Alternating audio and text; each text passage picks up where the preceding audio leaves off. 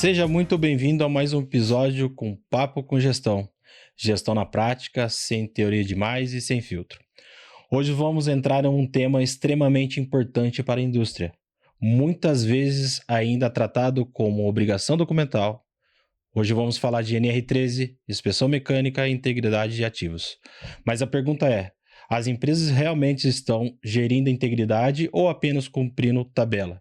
E para esse papo, recebemos um profissional de grande experiência na prática na área de inspeção industrial. Então já deixa seu comentário, compartilhe esse episódio com alguém da indústria e vem com a gente, porque hoje o papo promete muito conteúdo técnico, visão crítica, realidade do mercado. Seja muito bem-vindo ao Papo com Gestão. Seja muito bem-vindo, Vitor.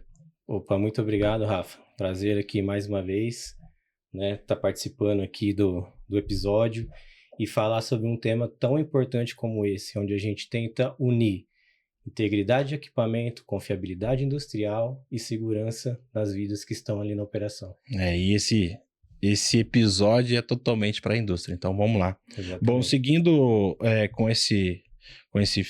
essa primeira linha de raciocínio, principalmente no Brasil, né?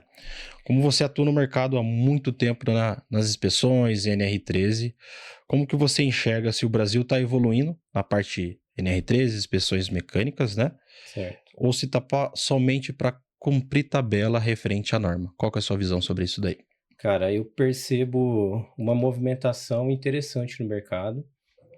Ultimamente eu tenho percebido que várias indústrias, a gente pode separar aqui por alguns setores, né? O óleo e gás sempre foi um espelho, né, para esse tipo de atividade, né, vamos chamar assim. Mas eu vejo, por exemplo, indústrias do segmento de extração de soja, eu vejo indústrias químicas, de bebidas, fazendo um movimento que eles tentam trazer a inspeção como um braço da confiabilidade, né? Então, a gente tem esse movimento hoje acontecendo, eu acho que está sendo bastante interessante, é um item muito importante para o mercado hoje, porque antigamente, na sua grande maioria, era cumprir tabela, né? Eu estou nesse mercado há muito tempo, então eu já vi muitos clientes, por exemplo, se preocupar só com o papel e com a RT do engenheiro responsável. E tem muita gente hoje que ainda trabalha dessa forma, não se preocupando com as vidas que estão ali dentro da operação, não se preocupando com a confiabilidade do equipamento dele. A disponibilidade industrial ela acaba reduzindo por conta dessa negligência, mas acaba assim, eles não conseguiram entender ainda que a inspeção ela não é um custo, ela é um grande braço da disponibilidade industrial e da confiabilidade. Entendi. Você trouxe um ponto que muitas empresas ainda pensam que é um custo. E a grande maioria dos seus clientes também pensa que é um custo, ou já virar a chave, não, é uma normativa, vou cuidar de vidas, vou cuidar do meu ativo, que é o principal, né? Não só vidas, mas o ativo da empresa. Os seus clientes também pensam assim, ou ainda tá nessa briga de braço aí, né? Cara, então, desde quando eu comecei dentro da área, eu já tive experiência com praticamente todo tipo de cliente, né? Só que eticamente e pela responsabilidade técnica que eu tenho, por exemplo, quando eu vou assinar um laudo, eu vou fazer um laudo de NR13, por exemplo, eu escolhi não trabalhar dessa forma. Então, os clientes que eu tenho hoje, eles são clientes que se preocupam, sim, com a vida, com a integridade dos equipamentos, com a disponibilidade industrial. Então, assim, dentro de tudo que eu já fui construindo, hoje em dia a minha carteira sempre se preocupa com esse fato. Já pediram já aconteceu, obviamente, né, de assinar um laudo, assinar uma RT, sem ir em campo, coisa que eu já vi engenheiro fazer, né? Nossa. Eu já peguei, por exemplo, clientes que às vezes ele se negligenciava, ele tinha uma gestão, não digo uma gestão ruim, mas como ele não tinha muita expertise ou muito conhecimento, ele fazia uma má gestão da NR13 e o cara às vezes inspecionava uma caldeira sem ir lá. Isso já aconteceu. Mas hoje em dia, cara, dentro da área que eu atuo, os clientes que eu tenho, todos eles são extremamente preocupados com esses três fatores, né? Que a gente está falando aqui de segurança, integridade e confiabilidade. Agora, não tem como negligenciar que a maioria do mercado ainda pratica A maioria. a maioria. A maioria, assim, pensando assim em grandes indústrias, é zero, né? Mas certo? tem de médio porte a pequeno porte, com certeza. Vou dar um exemplo. Por exemplo, a gente tem hoje vaso de pressão dentro no posto de combustível, por exemplo. Certo? Compressor de ar para calibrar pneu de carro, etc. Cara, eu tenho, sim, não posso ter 100% de certeza porque eu vou estar sendo um pouco, não sei qual palavra que eu utilizar, mas com certeza, vou chutar um número aqui, né? Uns 80% desses postos de combustíveis não tem inspeção NR13, não tem laudo e não se preocupam com isso. Então, a gente já viu casos aí de compressores explodindo, tendo vários tipos de danos, por exemplo, à saúde das pessoas que estavam ali próximas, já aconteceu vários acidentes relacionados a isso, e o pessoal ainda continua negligenciando. E uma curiosidade: qual o órgão responsável para gerir esses ativos? Um exemplo que você trouxe no imposto de combustível. É o Inmetro, é o CREA? Qual o órgão responsável para isso? O laudo de NR13, ele sempre foi do Ministério do Trabalho, né? E hoje em dia ele é fiscalizado pela Secretaria do Trabalho. Então, existe os fiscais de NR13, né? E o CREA também dá esse apoio, mas tem que sempre parte, como é uma norma regulamentadora que ela é do governo, parte de órgão público fazer essa fiscalização. O que acontece hoje em dia é que a gente tem muita indústria, tem muito equipamento e tem pouca fiscalização. Mas isso está mudando porque a gente já teve casos, né? Eu já acompanhei assim dentro dos meus clientes, caso de solicitação de documentação para envio, né, de uma central ali da segurança da Secretaria do Trabalho para avaliação de documentação e tal que o fiscal pediu. E cada vez mais a gente está partindo para a era digital. Uhum. Então, provavelmente, daqui a alguns anos, por exemplo, a gente vai ter a indústria colocando toda essa documentação de maneira online, que facilita muito a fiscalização. Então, aí quem não se adequar, provavelmente vai começar a ter esse tipo de problema de interrupção de produção por conta de não poder operar os equipamentos. Essa é uma curiosidade, eu não sabia. Fiquei É. sabendo agora, obrigado. Cara, seguindo nessa linha, mas hoje existe uma narrativa muito forte nas redes sociais e principalmente na indústria, que aprender NR13 é um caminho para você se dar bem dentro da engenharia, ganhar dinheiro, ter uma boa posição dentro da engenharia. Certo. Na sua visão, isso é verdade? É mentira? Como que tá na sua visão hoje em dia? E traça exemplos, por favor. Tá.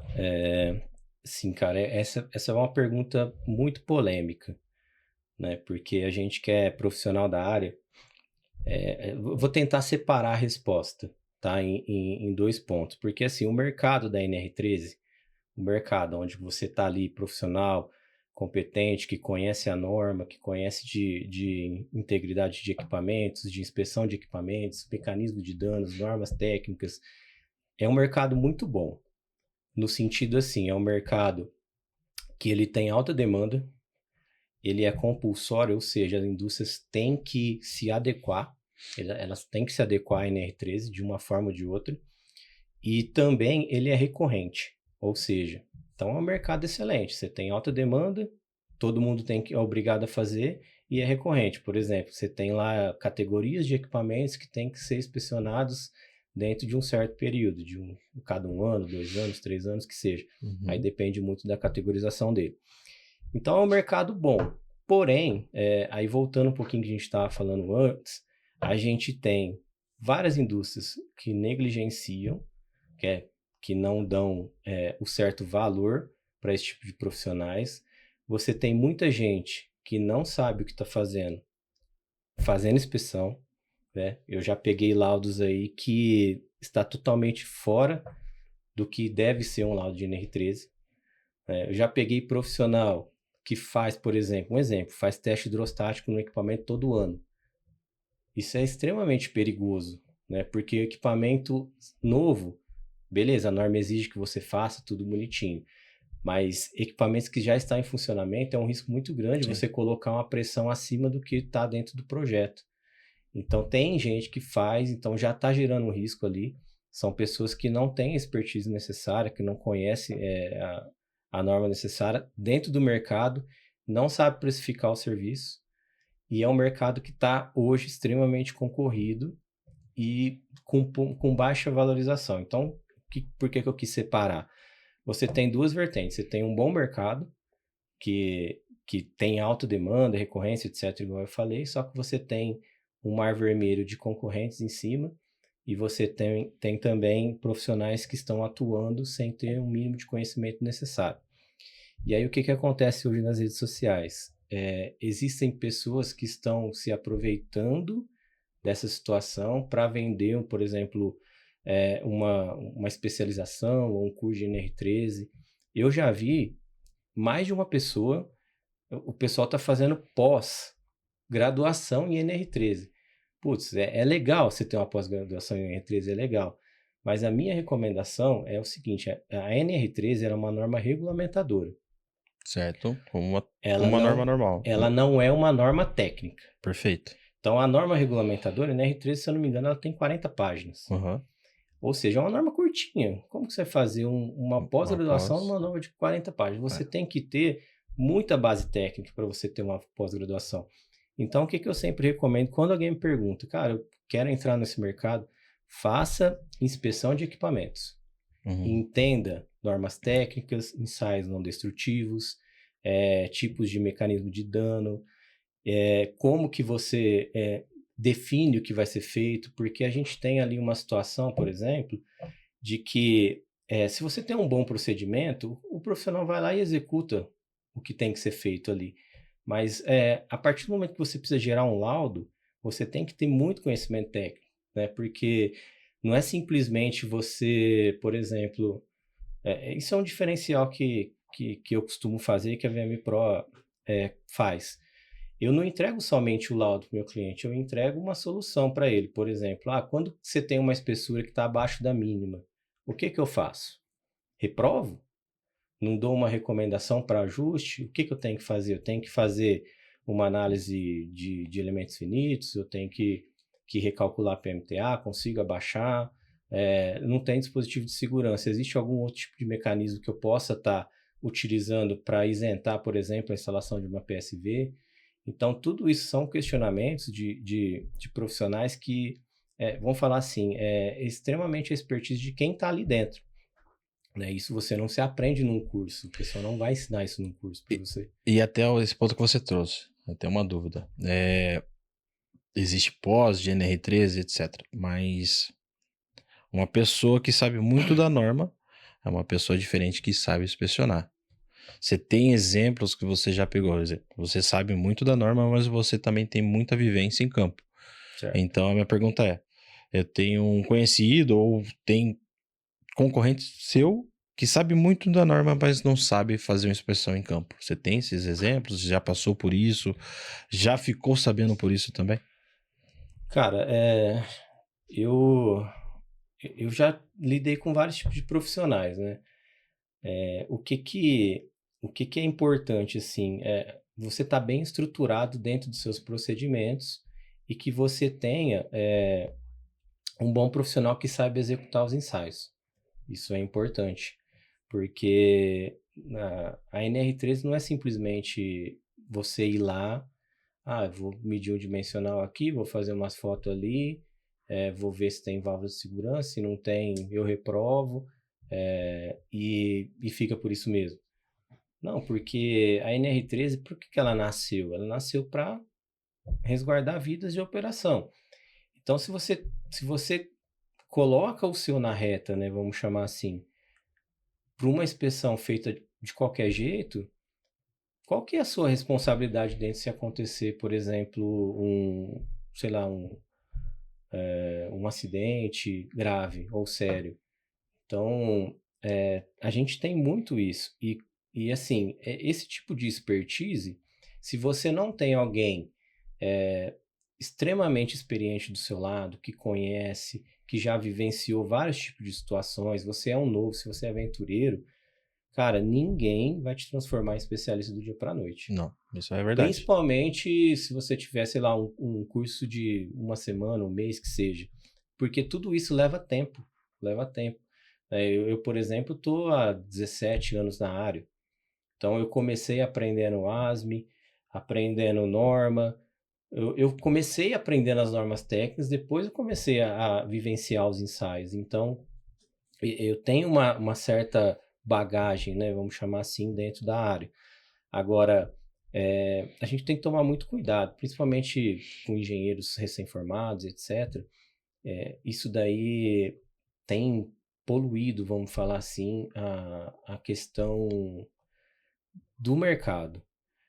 E por isso que eu falo que é uma questão polêmica, né? Porque a gente que está vivenciando isso daí, a gente consegue enxergar, mas tem muita gente que não consegue. Infelizmente é isso.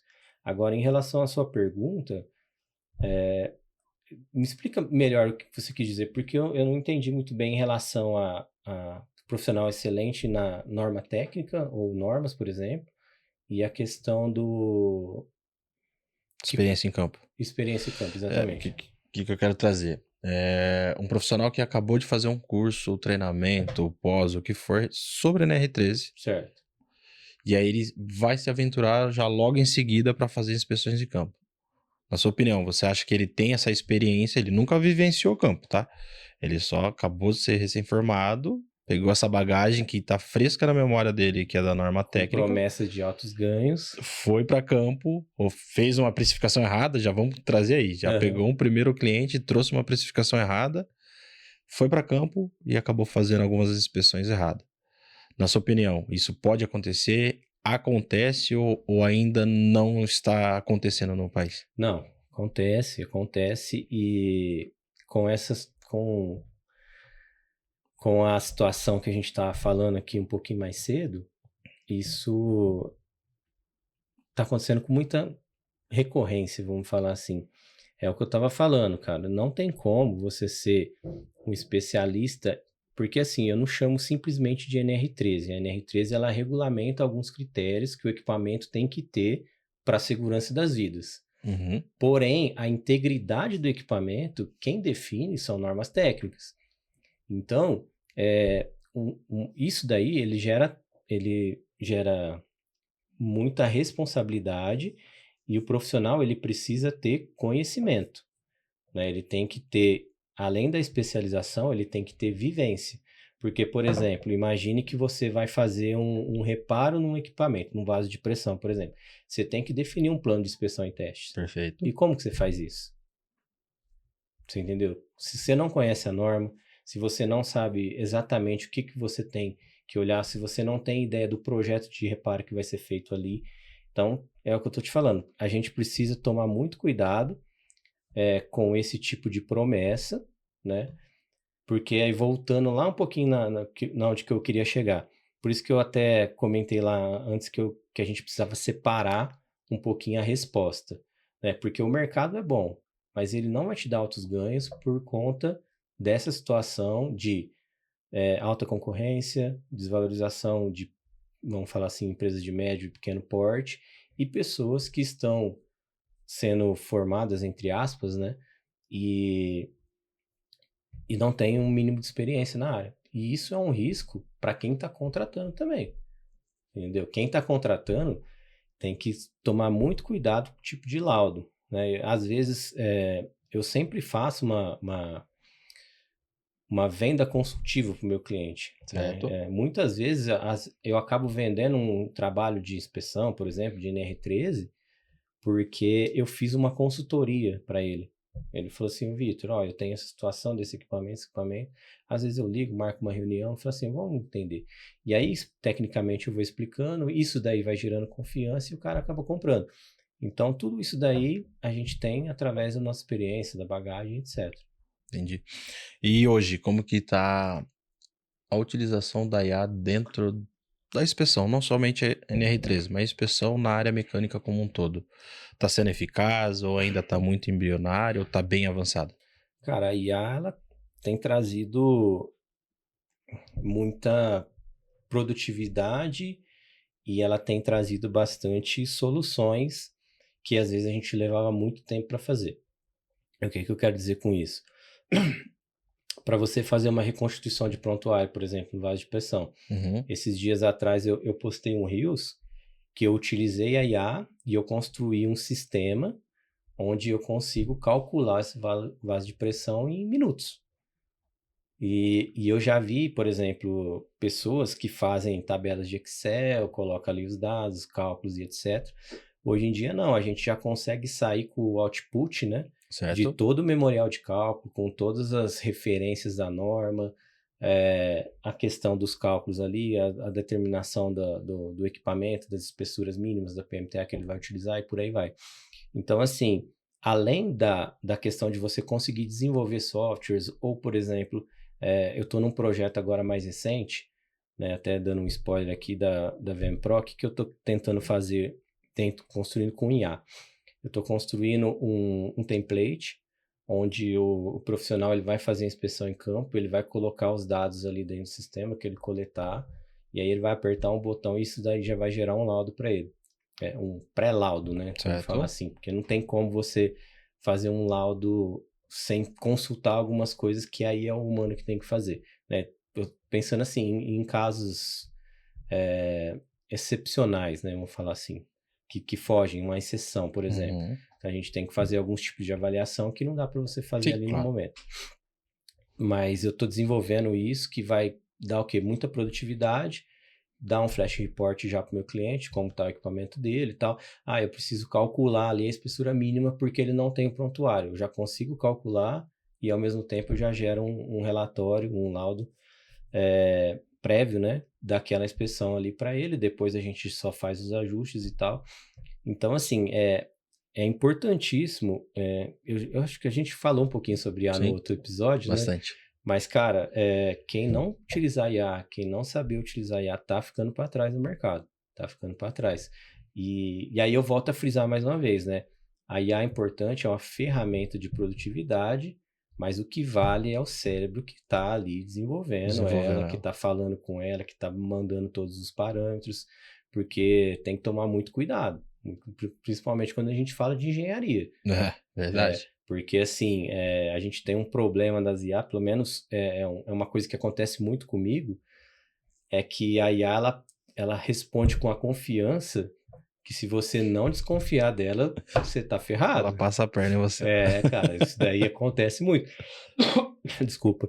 Eu tinha feito lá um prompt certinho de um projeto que eu estava fazendo, e ela respondeu numa convicção, e eu cheguei, cara, isso aqui tá errado, não é assim que faz e tal. Não, você tem razão, Vitor, você me desculpa, é isso mesmo que você falou, tá certo. Então, assim, é o que eu falo, se você não tiver o mínimo de conhecimento para o que você está fazendo ali, corre um sério risco de você fazer alguma coisa muito errada, muito errada. Entendi. E então hoje, qualquer inspeção nova da VM Pro vai ter uma IA por trás em alguma ferramenta sendo aplicada nessa inspeção. Com Pelo menos para certeza. gerar um relatório, te auxiliar, ser Aham. mais ágil nas entregas de relatório para os seus clientes, Sim, correto? e eu já desenvolvi assim uma estrutura, né, de relatório que eu tenho testado, tem ficado muito legal. Esse ano, por exemplo, eu tô dedicado extremamente em melhorar processo, as ferramentas que eu utilizo para a gente gerar competitividade dentro do mercado, que é igual eu falei antes, Sim. é um mercado extremamente competitivo, né? E me gerar produtividade. Além de trazer, obviamente, uma estética diferenciada para as entregas técnicas que a gente faz. Tecnologia, né? Exatamente. Na sua experiência, quais são os fundamentos principais para uma inspeção ser totalmente confiável? Mas aqueles fundamentos que só com seus 16 anos aí que você trouxe na experiência aí de inspeção, que só os antigos, vamos dizer assim, sabem que tem esses fundamentos. Vou por essa vertente aqui nessa inspeção que eu sei que eu vou conseguir um resultado correto para essa inspeção. NR13, qual inspeção for, quais esses Certo. fundamentos seriam? Ó, o que eu costumo falar para os meus clientes é o seguinte, que uma inspeção assertiva, ela costuma ter 3 pilares, e que muita gente negligencia. Muita gente, sim, eu vou dizer 80% das pessoas que eu conheço, tá? Dentro da área de inspeção, 80% negligencia uma coisa que é importantíssima, que é você conhecer o processo do equipamento. Tá, então, o que eu penso, assim, quando a gente tem uma inspeção para ser extremamente assertiva, ela tem que seguir esses pilares, que é o quê? Um bom procedimento de inspeção, né? Um procedimento, igual eu falei, baseado em normas técnicas. A gente tem que ter o conhecimento do processo, né? Do nosso cliente, etc. E histórico do equipamento. Se você tiver esses 3 pontos chaves, com certeza você vai ter uma inspeção de excelência. Porque, aqui explicando um pouquinho, né? Você conhecendo o processo do seu cliente, você começa a entender quais os mecanismos de dano daquele equipamento, né? Onde que ele pode vir a ter um problema baseado em fluido, temperatura, exposição do equipamento em si. E aí você tendo o histórico, por exemplo, esse equipamento já teve um problema aqui, ele já vazou ali, ele costuma abrir muito essa válvula de segurança, por exemplo. Então você tem esses 3 fundamentado com um bom procedimento de inspeção, com certeza você vai ser o mais assertivo possível, né? Então eu sempre trago essas 3 vertentes para o meu cliente, trago esses pilares, e muita gente negligencia hoje no mercado porque um dos pontos mais importantes, que é histórico do equipamento, e inclusive, pegando um gancho, né, todo o histórico do equipamento ele deve ser registrado no livro de registro de segurança dele. Sim. E muita gente não faz, né? E muita gente... Mas é falta de conhecimento ou porque acha burocrático? Cara, eu acho que é falta de conhecimento, né? Porque o livro de registro, hoje, pelo menos dentro do que eu estou vivendo hoje dentro da área de inspeção, o pessoal só anota períodos de inspeção. O equipamento passou por inspeção, data tal, tal, tal. Mas agora, por exemplo, vazou no bocal N2.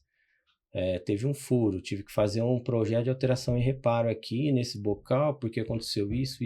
Geralmente o pessoal não coloca. Então, e geralmente também, na inspeção, muita gente negligencia, muita gente nem abre o livro de registro de segurança para dar uma olhada. Tudo que está acontecendo ali. Dúvida. Para projetos de alteração e reparo. Certo. Se aplica somente para equipamento que já está em funcionamento? Vou te dar um exemplo. Tem um tanque que nunca foi colocado para rodar e teve já um primeiro reparo. Ele precisa entrar no livro ou não precisa? É só para equipamentos que já estão rodando? O projeto de alteração ou reparo, eles são para equipamentos que já estão em funcionamento. Em operação. Tá. Agora sim, eu precisava entender melhor essa questão do tanque. Ele não entrou em operação, mas ele já teve um projeto inicial, e esse projeto estava ok. Uhum. E aí ele precisou reparar. Exemplo, projeto ok, fabricação ok, solda, tudo certo. Uhum. TH, tudo certinho. No transporte, teve um problema que amassou um bocal e amassou o costado do tanque. Certo. Precisa realizar esse relatório ou não? Você precisa registrar. Inclusive, esse tipo de situação ele é bem comum, e na inspeção inicial desse equipamento, antes dele entrar em funcionamento, ela serve exatamente para isso, para avaliar o equipamento antes dele entrar em funcionamento, se ele está tudo ok na integridade dele, se não teve nenhum dano no transporte, e garantir a segurança dele na operação, né? Ver se está tudo ok com documentação, livro de registro, válvulas de segurança e por aí vai. Mas nesse caso, você só faz um relatório registrando e faz a correção. Tá. Obviamente o quê? Vou fazer uma correção. Você não vai fazer uma correção de qualquer jeito. Sim. Você vai fazer uma correção baseada exatamente num projeto. Mas aí você deixa anexado no livro de segurança do equipamento. Na verdade, você pode colocar no histórico seu de databook. Tá bom, entendido. Entendeu? Entendi. Dentro do databook, na hora que chegou aqui, a gente tem essa... Porque assim, como ele não entrou em operação ainda, provavelmente você ainda vai colocar ele no lugar que ele vai operar, você vai fazer toda a conexão com o sistema, e aí depois ainda você vai ter uma última inspeção, que é a do startup dele, do comissionamento dele, etc. Tá, e vamos criar um cenário. Indo de encontro que você trouxe desse equipamento. Esse equipamento, esse tanque, teve esse problema nesse bocal, amassou o costado, ninguém percebeu, ninguém fez a inspeção correta, colocamos ele para funcionar. E aí esse tanque, por um motivo, teve uma falha. De quem que é essa responsabilidade? Responsabilidade do inspetor, desde do começo, né, de quem laudou, da empresa, do fornecedor que fabricou esse tanque, né, que a gente está trazendo exemplo, ou da norma, que não trouxe essa responsabilidade que tem que fazer a inspeção desde o do início da fabricação até o início do startup desse equipamento? Ó, é uma pergunta bem complexa, porque assim, tudo vai de encontro a um laudo investigativo, por exemplo. Certo? Então, o que que aconteceu? A gente vai começar lá na causa. Qual que foi a causa? Ah, um bocal teve um amassamento e ele falhou durante a operação. Beleza. Aí a gente vai começar a investigar. Beleza. Esse bocal foi inspecionado? Foi. Beleza. Quando? Ah, foi em tal lugar. Depois do transporte, teve uma segunda inspeção? Uma inspeção final? Não teve. Opa, aqui a gente tem um gap. Então, pode ter sido durante o momento do transporte? Pode. Pode ter sido também quando colocou ele no lugar? Também pode. Só um corte. Essa inspeção, quando esse equipamento chegou no local, precisa ser por um especialista NR3 ou um inspetor qualificado, ou pode ser um engenheiro mecânico responsável pela obra? Pode ser feito por um engenheiro mecânico. Obviamente que depende muito do Do tipo tipo de de equipamento. equipamento, Tá, exatamente. beleza, entendi. Se a gente estiver falando de um equipamento que ele não é fiscalizado pela NR13, por exemplo, a gente tem, obviamente, normas técnicas que vai fazer todo o amparo de como tem que ser feita essa inspeção. Por isso que lá no projeto é importantíssimo a gente desenvolver o plano de inspeção e testes, porque no plano de inspeção e testes vai ter lá a inspeção final e vai ter a inspeção antes da operação e os testes que têm que ser feitos durante toda essa inspeção. Então, a gente vai ter isso aí lá no pitch, por exemplo. Certo. Porém, contudo, entretanto, quando é NR3, aí você não consegue fugir. Você tem que fazer a inspeção inicial para esse equipamento operar. Tá? Então, esse daí não tem jeito. Agora, aí voltando na responsabilidade, só para a gente fechar o assunto, né? Vamos falar de um vaso de pressão agora, uma outra hipótese. Teve falha, foi feita inspeção inicial? Não foi feito. Opa, responsabilidade da empresa. Da empresa. Do dono do equipamento, Certo. que ele não fez. Ah, foi feito e falhou. Opa, a gente tem que observar se foi uma falha operacional ou se foi uma falha do equipamento. Então aí vai começar toda aquela investigação. Porém, geralmente não tem como eximir o cara que fez o laudo.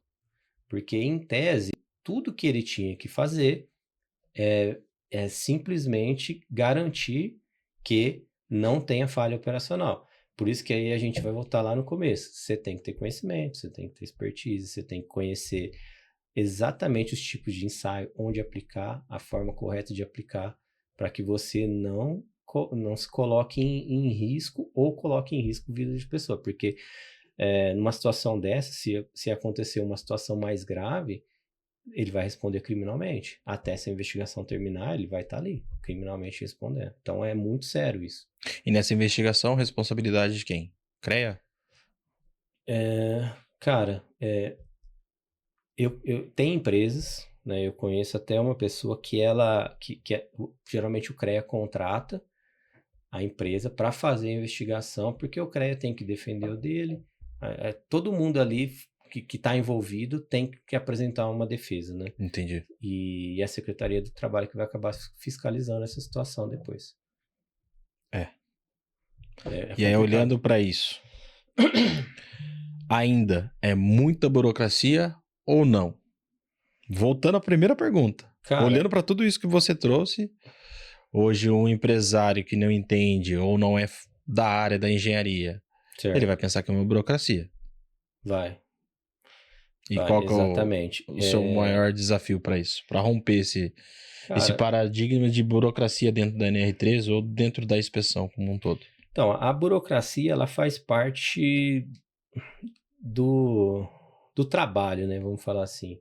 Não tem como você ter um bom laudo, você ter uma boa inspeção, sem a parte burocrática, porque ali fica o registro de tudo que foi feito, né? Você tem que amarrar muito bem as pontas para não ficar ponta solta. Ó, fiz isso, fiz aquilo, medi espessura aqui, fiz um LP ali. Então, você tem que ter toda essa amarração exatamente para que caso venha acontecer algum tipo de falha, a gente não passe por situações ali de ponta solta, porque aí não tem como você justificar. Ah, não, vou te dar uma situação. Falhou aqui na emenda do costado do equipamento, da solda do costado. Começou a vazar fluido. Vamos imaginar que é um fluido simples, uma água tá vazando. Pô, mas eu contratei o inspetor lá, o cara não viu? Cara, se você não mapeou a junta, se você não colocou no seu relatório o que foi feito, como foi feito, da maneira que foi Não vai feito, pegar. cara, você não vai conseguir se justificar. É. Não tem como, entendeu?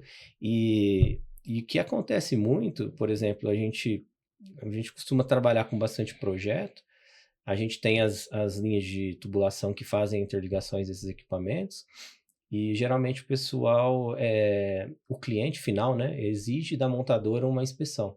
E Certo? aí geralmente acaba surgindo essa demanda para mim, eventualmente, uma vez ou outra, só que o pessoal ele negligencia o seguinte ponto. Eu preciso fazer a inspeção aqui. Tá, beleza. Aí eles vão lá e contratam diária, 1, 2, 3 diárias para um projeto de 50, 60 dias. Cara, como é que em 3, 4 dias você vai inspecionar, sei lá, vou dar um exemplo. O último que eu participei deu 95 juntas e era um sistema pequeno. 95 juntas para fazer em 3 4 dias dias. não faz. 3, 4 dias. Então, o que acontece? Você não tem rastreabilidade, você perde o controle das juntas ali, você não consegue depois demonstrar onde que foi feito, qual foi feito, esse relatório é de qual junta. Então, você acaba tendo essa dificuldade, né? E o que falta é o pessoal entender, assim, que a gente tem que fazer a gestão de qualidade desde o começo, né?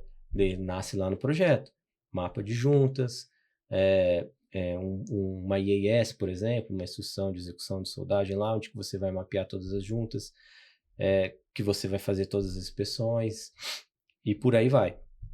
Então a gente tem essa dificuldade grande hoje, que, voltando assim, é um trabalho extremamente burocrático, né? A inspeção, gestão da qualidade, etc. Porém, é necessário. O que mais pega, né? A gente vai voltar lá um pouquinho atrás, é que o cara só quer saber do papel, né? Por exemplo, se for um fiscal lá, o que o cara tem que mostrar? Papel. Papel. Então, E, assim, o cara tendo papel, para ele tá confortável. e continuando no papel.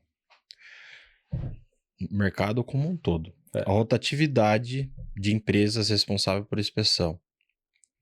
Existe uma grande possibilidade de perder toda esse book desse equipamento.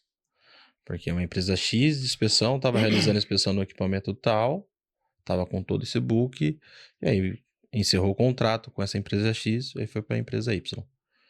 Existe essa probabilidade de perder todo esse book desse equipamento, Sim. correto? Nesse caso, qual o modo mais rápido e correto de fazer conforme a norma? Para recuperar todo esse book desse equipamento. Cara, aí depende muito, porque a gente precisa entender o laudo que foi feito antes, entendeu? Se foi um laudo, por exemplo, de um aventureiro de inspeção que ele só entregou um papel, você não tem como fazer. Você vai ter que começar do zero, você vai ter que construir a base da casa novamente. E aí o que acontece muito? Essa rotatividade de empresas de inspeção, ela vai na contramão da confiabilidade. Porque, vou te dar um exemplo aqui, a gente falou de 3 pilares, lembra? Certo? A gente falou de processo, histórico e procedimento. Sim. Imagina que eu comecei a inspecionar e eu já estava ali no meu cliente há 2, 3 anos, já conhecia o equipamento, conhecia o processo, já sabia os pontos que eu estava medindo, eu tinha como acompanhar a corrosão ano a ano, por exemplo. Aí, pum, trocou a empresa. Aí a empresa chega lá, não vai conhecer o processo, é importantíssimo. Vai ter ali talvez um histórico até bom ali que foi gerado pela outra empresa, mas sem ela conhecer a situação do processo do cliente e o histórico que a gente já teve ali, que muitas vezes, igual eu comentei, nem é registrado, a gente vai ter uma dificuldade grande para seguir na linha da confiabilidade, né? Então, assim, voltando lá para o começo, quando a gente estava falando do mercado, hoje em dia a gente tem muitas empresas se preocupando com isso, com a confiabilidade, colocando a inspeção como um braço, né? Eu fiz recentemente para um cliente um trabalho de inspeção baseado em risco, né? O famoso RBI, e aí eu comecei a construir o alicerce. A gente fez uma matriz de risco, né, para ele, determinando ali as situações de cada equipamento, e é tudo baseado em premissas de engenharia e também no histórico que o cliente tinha. Então, assim, a gente começou a construir a base. A gente vai colocar o primeiro tijolinho. Aí, na reinspeção, vai colocar outro tijolinho. Aí, o que acontece? Você vai flexibilizando a matriz e vai utilizando um documento de apoio para as manutenções preventivas.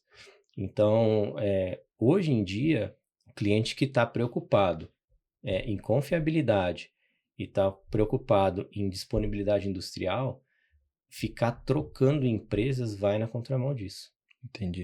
Você trouxe o RBI, né? Então, para muitas pessoas que não conhecem essa sigla, até gostaria que você explicasse o RBI e se ela vai de encontro com os itens fixados da R13. RBI é uma coisa, né? R13 é outra coisa, ou ambas se conversam dentro da inspeção? Então, assim, a inspeção baseada em risco são critérios normativos que você utiliza para definir dentro de uma matriz qual é o risco que aquele equipamento pode prover ali para a situação ou contexto que ele está inserido. RBI e NR13 são coisas que se conversam desde que o profissional sabe. Então, nós vamos voltar a falar lá Lá no atrás. começo. Porque o que acontece?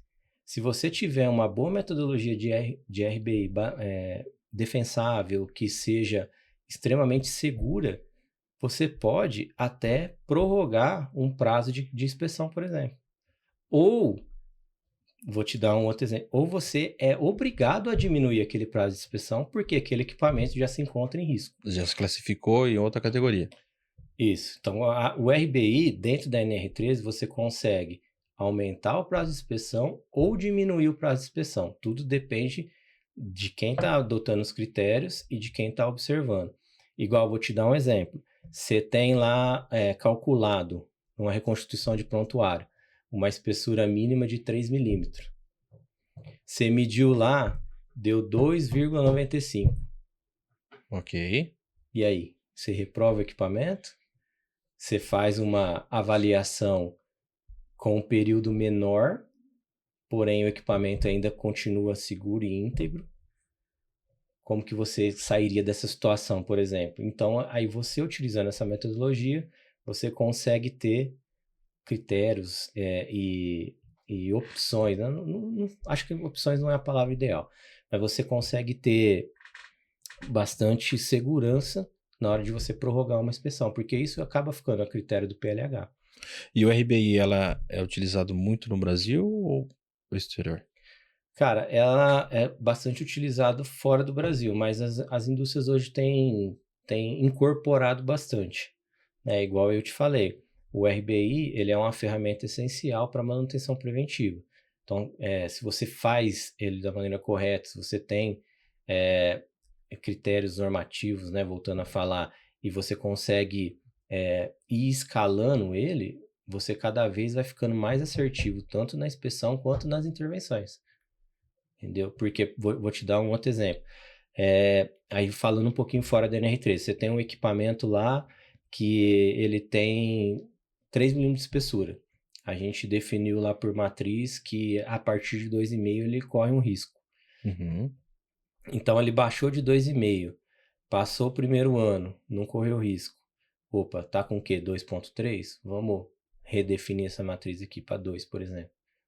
Então a matriz ela vai flexibilizando à medida que você vai tendo um histórico.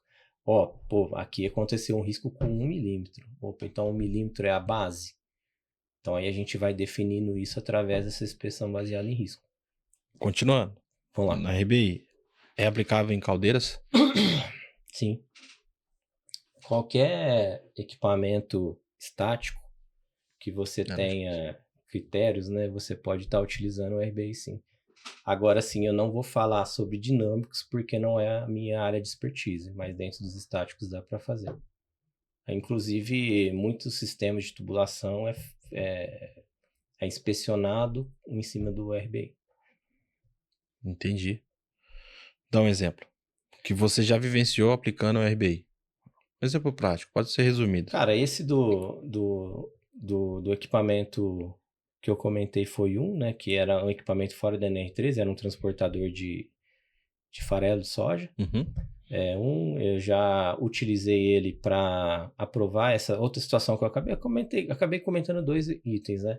Que estava assim, 0,05 abaixo da mínima. Então a gente utilizou para poder prorrogar essa inspeção, né? E a gente ter ali um histórico maior de risco em cima disso. Obviamente que em paralelo a isso a gente tem que ter uma solução para essa espessura mínima. Então aí a gente pode utilizar outras metodologias também. Mas assim, dá para aplicar dentro do vaso de pressão, dá para aplicar também em equipamentos estáticos de maneira geral, tanques e por aí vai. Tá. Agora falando até de fornecedores da área de inspeção. Certo. Não sei se existe uma prática do mercado de buscar contrato. Então, uma empresa joga os valores lá embaixo, ou até mesmo forja equipamentos a ser revalidados, equipamentos a ser recalibrados, que está dentro da faixa de calibração. Ah, eu tenho uma PSV, exemplo, de 1 ano. Só que como eu não tenho a experiência, não sou um inspetor, não tenho a experiência da norma, o meu fornecedor fala, Rafael, você tem que começar a calibrar todas as suas PSVs. Mas ela está dentro do prazo de validade. Existe essa prática aí no Brasil dos fornecedores? Cara, eu vou entrar mais uma vez em polêmica aqui. Aqui é sem filtro. É, o negócio sem filtro. Pessoal, não me odeie, por favor. É o seguinte, cara, o que eu já vivenciei? Vou dar um exemplo de válvula. Você tem que fazer inspeção e teste em válvula. Né? A gente não chama de calibração, a gente chama de inspeção e teste. Perfeito. Né? Porque a gente inspeciona ela, os componentes, etc., e testa para ver se ela está de acordo com a PMTA que ela está ajustada. Cara, muita gente sem conhecimento coloca essas válvulas para calibrar todo ano. O que acontece? Ele vai ter uma recorrência de trabalho, porque todo ano o cliente vai chamar ele ali para fazer esses ajustes e esses testes. Porém, contudo, entretanto, a gente tem que ser honesto no sentido assim, tem clientes meus, por exemplo, que ele tem um plano de manutenção que ele definiu que ele vai calibrar todo ano. Então, o plano é do cliente. Mas quando não tem, eu já vi situações que o próprio fornecedor, inspetor, no caso ali, seja autônomo ou se ele tem uma empresa, ele coloca anual porque ele está gerando demanda para ele mesmo. Né? E isso acontece muito, e aí eu vou eximir um pouquinho para deixar o negócio mais tranquilo até para ninguém me odiar, falta de conhecimento. Né? Mas a norma rege isso? A norma, ela fala o seguinte, que você tem um prazo máximo para você poder fazer a calibração dessa válvula se ela estiver dentro do equipamento. Então, vou te dar um exemplo aqui. Ó. Você tem um equipamento de categoria 5, que tem que ser inspecionado a cada 5 anos. O que a norma fala? A norma fala que ele deve ser... A válvula de segurança desse equipamento, ela tem que ser... vamos falar calibrada, mas não é o termo correto. Ela tem que ser inspecionada e ajustada no máximo dentro do período da inspeção interna. Né? Então, se é de categoria 5, a inspeção interna acaba sendo a cada 10 anos. Então, isso determina o prazo máximo, mas não que tenha que ser a cada 10 anos. Então, por exemplo, você tem que avaliar o ambiente que essa válvula está instalada, o histórico de abertura, se ela está em exposição, né? Então, tudo isso tem que ser avaliado, o critério na hora de você definir quanto tempo que ela tem que ser ajustada e recalibrada, etc. Então, a gente vai sempre estar batendo ali. Muita gente não tem conhecimento, não sabe fazer essa avaliação em campo e está ali se aventurando a fazer inspeção, que pode correr um risco muito grande. Se uma válvula dessa falhar, o risco de colapso do equipamento é alto. Muito alto. Porque ela é a segurança final do negócio. Você trouxe que a norma ela rege limite máximo, certo? Sim. Depois você trouxe que existe planos para fazer a calibração ou a verificação dessa válvula. Mas como a norma ela só rege o tempo máximo, como que você tem material, né, didático para trazer de ano em ano, 2 em 2 anos, 3 em 3 anos, que eu preciso verificar essa válvula, esse equipamento. Existe algum material de suporte para você montar o seu plano de inspeção? O material são normas técnicas de inspeção de válvulas. Então, a gente tem algumas normas que dão base para isso, e aí é o que eu falei, você também, além das normas, tem que avaliar, como um profissional ali legalmente habilitado, o contexto, né? O contexto que seria ambiente de exposição, tipo de fluido, Então seria histórico de abertura. uma válvula para óleo é diferente de uma válvula para água, diferente para uma válvula para querosene Isso, e por aí vai. exatamente, exatamente. Porque, por exemplo, você tem uma válvula de água, uma água ambiente. Certo? Se ela abrir, sei lá, ou acontecer alguma falha nela, o máximo que ela vai fazer é molhar alguém. Sim, usando um exemplo bem simples. Agora, é diferente de você ter uma válvula de vapor, né? Você vai acabar ali correndo um risco de quem está ali, uma válvula de amônia, por exemplo, é muito pior. É. Você entendeu? Então a gente tem que avaliar fluido, ambiente de exposição, histórico de abertura, para que você defina, porque a válvula não pode falhar. Então e aí dá até para utilizar critérios de RBI, né? Isso que Baseado eu em penso. histórico, etc. Entendeu? Dá para você avaliar tudo isso.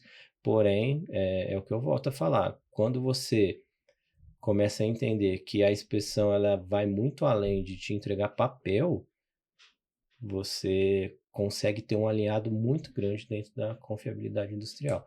E aí, voltando lá no começo que a gente estava falando, eu percebo que algumas indústrias hoje em dia estão colocando engenheiro de confiabilidade para tratar desses assuntos. Então, isso está melhorando muito o mercado de inspeção.